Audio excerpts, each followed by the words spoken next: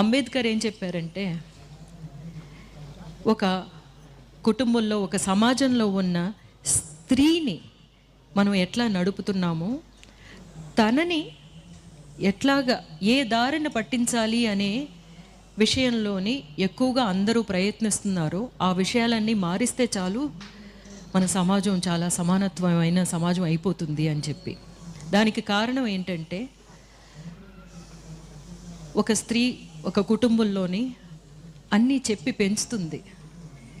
ఒక కొడుకు కూడా నువ్వు ఈ పని చెయ్యొద్దు, ఆడదే ఈ పని చెయ్యాలి అంటే అమ్మని నమ్ముతున్నాడు కొడుకు.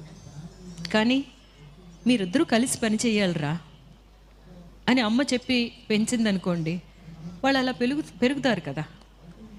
అలా ఎందుకు చేయించలేదు ఒక స్త్రీని అని ఆలోచిస్తే, 4 విధాలుగా స్త్రీని వాళ్ళ చెప్పు చేతుల్లో పెట్టుకోవాలి అన్నది.